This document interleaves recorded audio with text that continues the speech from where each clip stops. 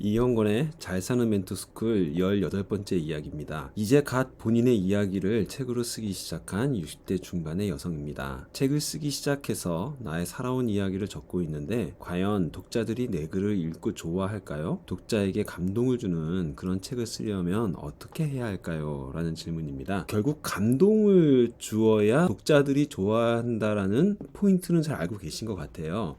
어떻게 하면 감동적인 글을 쓰게 될지에 대해서 제가 답을 드려보겠습니다. 첫 번째로요, 내가 감동받은 이야기를 한번 떠올려 보세요. 내가 어떤 책을 읽고 거기서 정말 감동적인 이야기를 보았다. 잘 생각해 보시면요, 그 내용들은 결국은 그 저자가 쓴 자신의 이야기일 가능성이 높죠. 두 번째로는요, 내 생에 가장 감동적인 스토리는 무엇인지 한번 생각해 보시죠. 실제로 내가 감동했던 얘기에 어떤 게 있으신가요? 어쩌면 1번에 분의 글을 읽고 감동했던 그 이야기와 실제로 내 인생에서 가장 감동적이었던 이야기, 이렇게 연관시켜 생각해 보신다 그러면 결국은 내 삶 속에 감동 스토리가 있다는 걸 느끼실 거예요. 그래서 세 번째로는 이렇게 말씀드리고 싶습니다. 진정성 있는 글이란 곧 감동을 줄 수 있습니다. 즉, 진정성 있는 글을 쓰려면 결국 나의 이야기를 쓰셔야 되겠죠. 물론 나의 이야기를 그냥 담담하게 써나간다고만 해서 감동적일 수는 없을 겁니다. 하지만 그 담담하게 써나가는 이야기 중에서 본인이 생각할 때